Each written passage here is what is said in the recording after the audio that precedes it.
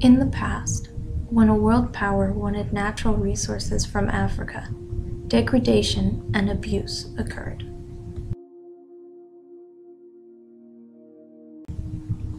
China's interest in Africa's natural resources, specifically oil, has led to their increased influence and presence on the continent. This, in turn, has led many in the West to cry colonialism.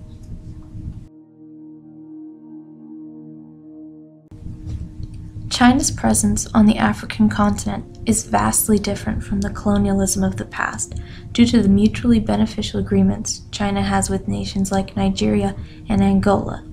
One of these is infrastructure for oil, where Chinese companies work for or alongside the country's citizens to construct highways, airports, and other infrastructure in exchange for the oil China so desperately needs.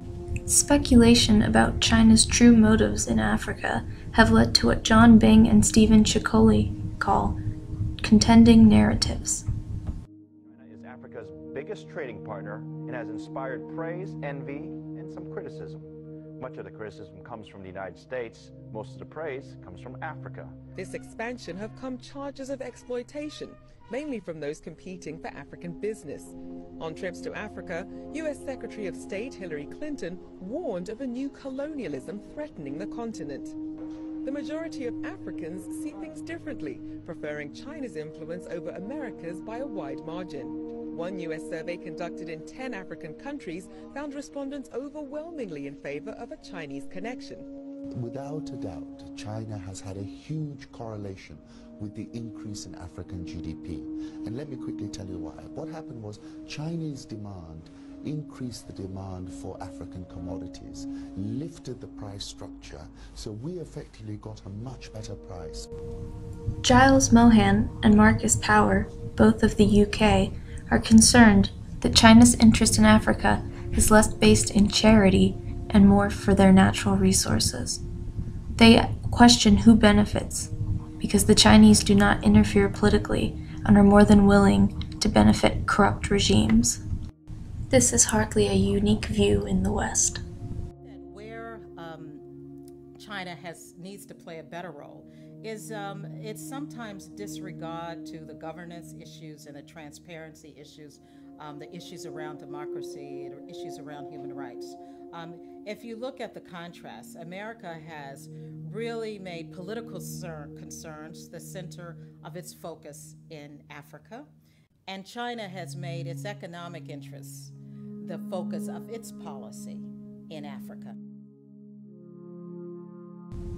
Tatiana Deek of Russia believes that China is looking to seek good favor with the African states by offering scholarships to students and professional training. She calls this the battle for Africa's mind. She also believes that China is looking to rebrand internationally, a view shared by Matthew Bishop. There is starting to be a realization that that actually they can play a constructive role in economic development in those countries, and that may be a win-win. And so they don't want to be seen as just a selfish force on the world stage. They want to be seen as a constructive superpower, and in that sense they want to have aid policies that they can sell to the West as being evidence of their new enlightened approach to global affairs. So I think we're in a period where China is potentially changing quite quickly, and as the government of China changes by the end of 2013, we may see a new team in place that wants to be much more proactive on the global stage and realizes that it needs to have policies it can be proud of. The African states are by no means the naive victims of China's mind games. Former Nigerian President Obasanjo explains. And what are we saying? We are saying, yes, whatever you want that we have, let it be of mutual advantage. We want something. And what do we want? We want to be able to have reasonable revenue from our resources. If we want our resources, we need that our laws and rules must be respected. We want infrastructure And if you can give us that, yes, and we will pay for it either directly or we take loan at reasonable interest rate and we pay as and when due. Now, this is what we want. It's for mutual benefit. What does China want from us? China wants certain of our commodities to enhance their own development and keep it going. And we should make it available. In fact, the competition between China wanting our part of natural resources and other resources, and the West wanting it, is good for us. And it has been good for Nigeria. China is fast emerging as Nigeria's largest trading partner in this part of the world, and the investment from China that is going into this country has been growing by the leaps of bounds. We have been going around to look at exactly what has been happening, and I can tell you that the picture itself is very interesting, simply because China has been assisting this country to transform itself in many different ways, not just socially, its infrastructure, and in other ways too. The contract for the construction has been awarded to a consortium of 2 Chinese contractors, China National Electric and Engineering Corporation, CNEEC, and Sino-Hydro. And I want to congratulate the 2 companies and tell them that much is expected of them in terms of performance, quality, and speed. China's special relationship with Nigeria makes sense. Nigeria is home to 170 million people, or 47% of West Africa's population. It is the most populous country on the continent and has the largest economy. It is also foremost an oil producer, producing 2 million barrels of oil a day. China is responsible for giving Nigeria its first modernized railroad, the Abuja-Kaduna Railway. Abuja Rail project is the first segment of the Lagos to Kano standard gauge railway line. It cuts right across the country into the hinterland and is expected to open up the northern interior of the country and connect it to the ocean to the south.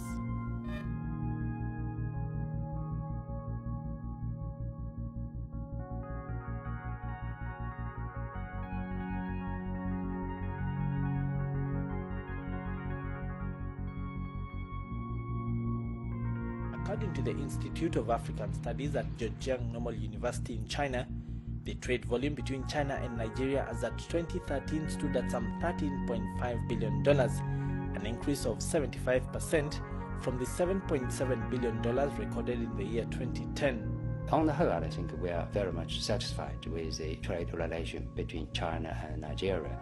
Nigeria is the 3rd biggest trading partner of China in Africa.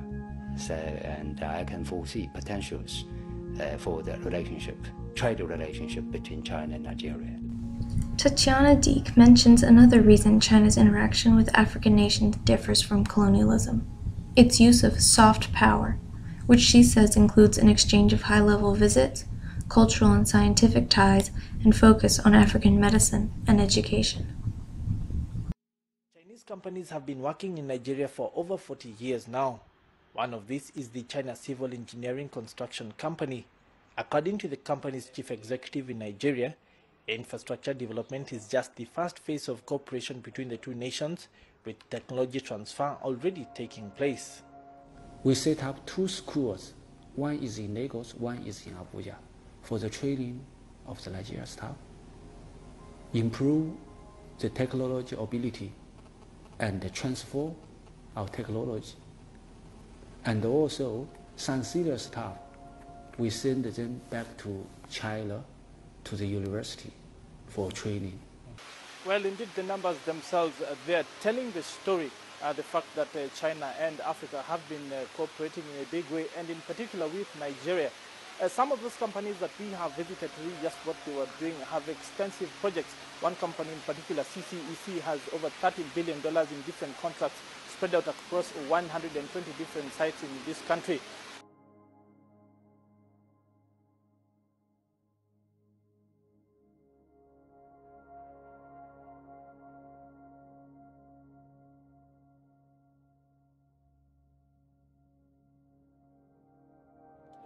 day. In total, it currently is carrying out contract work across the country in 120 different projects worth about $30 billion and providing direct employment for over 20,000 Nigerians.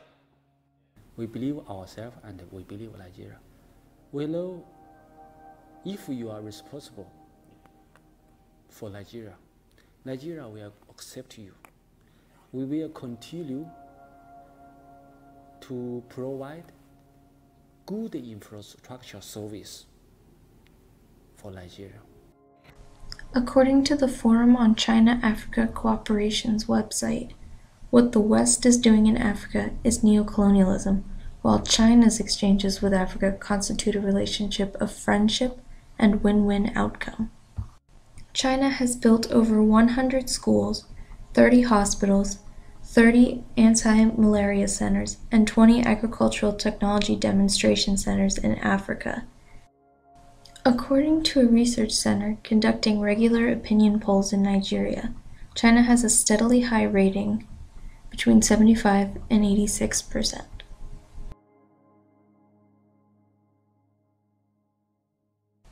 But Nigeria is not the only African country which regularly interacts with China. Angola does as well. 12 years of peace, Angola has made significant progress due to its large and increasing oil production.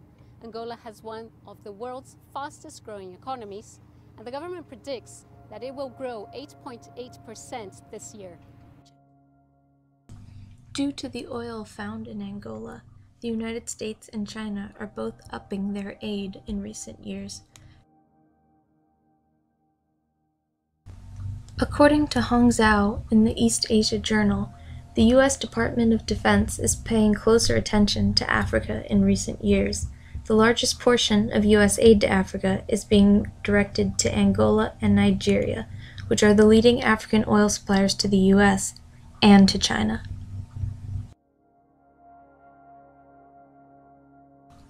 China has answered this increased attention by upping its infrastructure in the nation of Angola, building schools, public buildings, and housing developments such as this one seen here.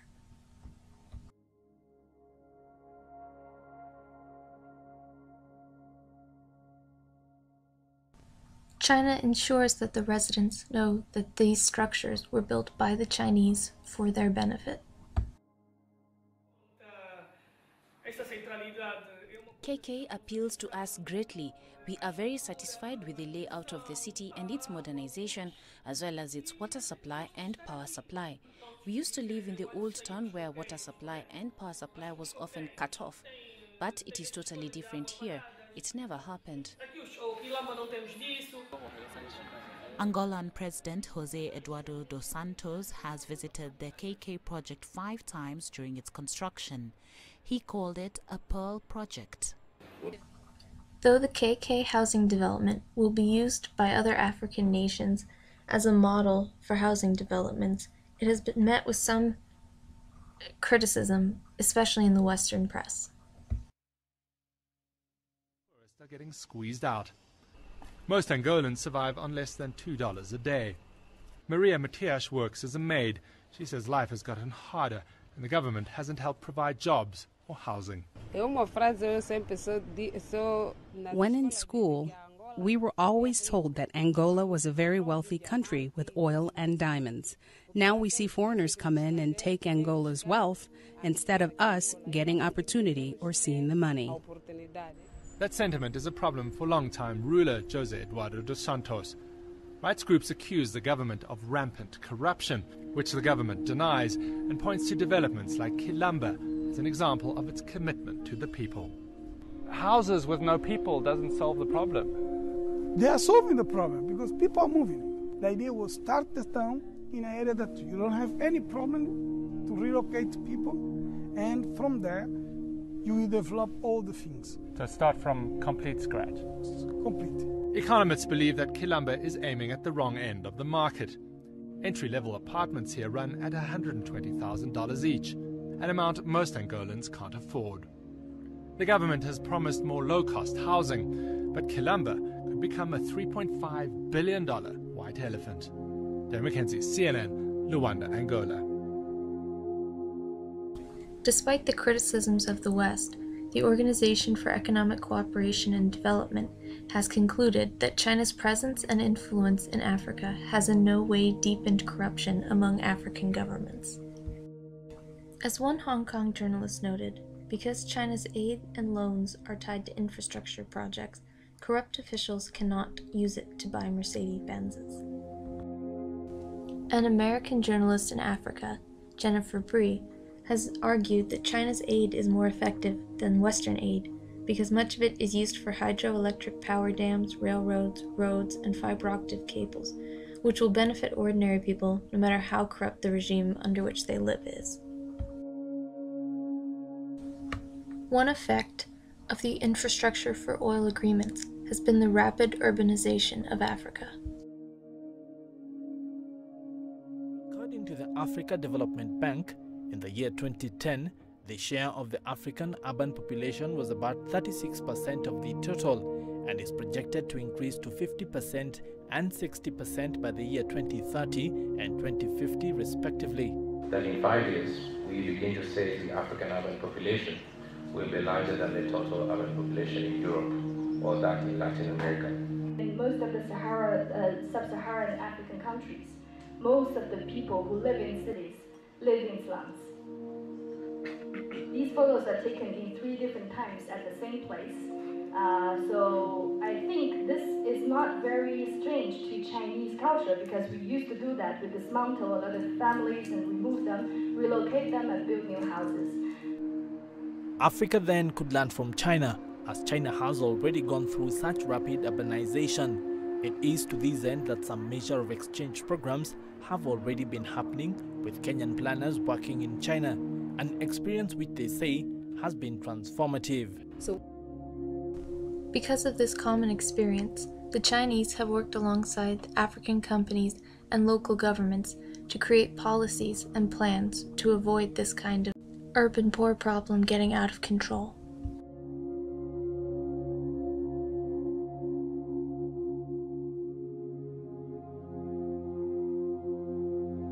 Planning is supposed to improve the lives of those who live in cities, especially bearing in mind that poorly planned cities lead to a poor quality of life and loss of culture.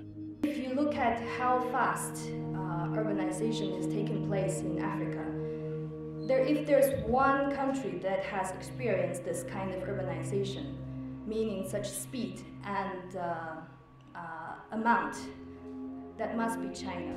China's concern for the social aspects caused by the urbanization of their infrastructure is further proof that they differ from past colonial powers. Though Western, especially American, scholars question the motives behind their actions, all scholars are conceding that China is majorly benefiting Africa, and vice versa.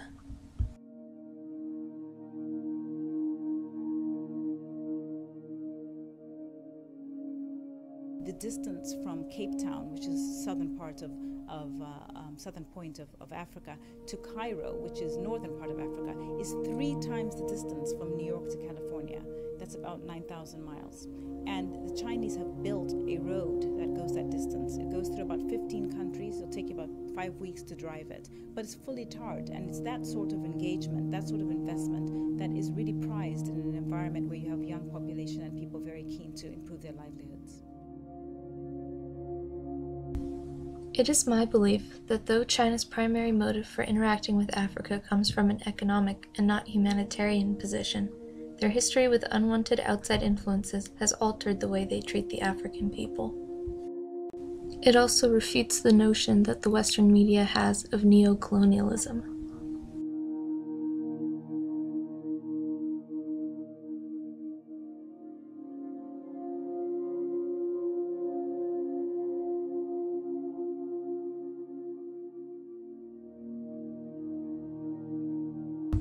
And though the West is mistrusting of China's current involvement in Africa, it could come to benefit them. The African governments become more developed, as their people become more urbanized, 50% of sub-Saharan Africa is living in cities right now. They're getting wealthier, they're getting more educated. Women are getting more educated, which is massively important for sustainable development and smaller sized families. As that happens, these countries are moving towards better, more transparent governance. And along with that is more of an inclination to work with the advanced industrialized democracies and not just work with China. That's a very important and promising development. Because of the involvement of the BRICS and in general, everybody is now looking at Africa. Africa has been there for years, but there is more attention now because clearly the contribution of Chinese investors have been like a catalyst to have people more focused now on Africa. I think that we're already on the right track, which is very good. There's about 20,000 Chinese people today in Angola at the moment, and there's a lot of companies. Most of them are in the construction, in the civil construction business. So perhaps the next step would be for the industrial investors to come in, people who wish to build factories or who want to do industrial or maybe even mining. So that, for me, would be the next step.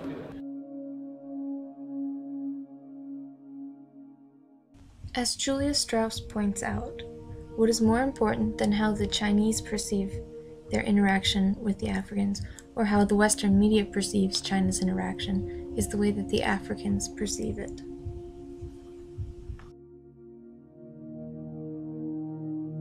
The Africans are not thrilled with everything that China does. They import illegal materials, there is an imbalance of trade, and they bring cheap products from home to sell, which prevents the development of local industries.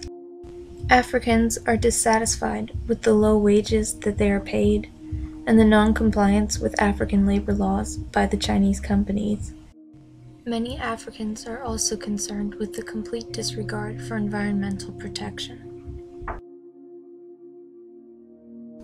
Though Africans disapprove of some of the actions of the Chinese, the 50 out of 54 countries in Africa which have a relationship with China view the relationship positively because China promotes growth in Africa.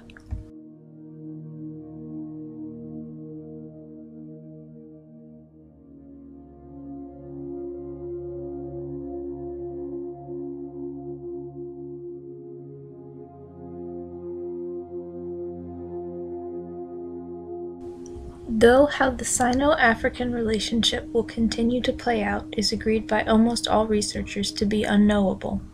At the moment, China and African states like Nigeria and Angola are engaged in a mutually beneficial relationship which provides China with oil and Africa with infrastructure, and which differs greatly from the colonialism Africa faced in the past.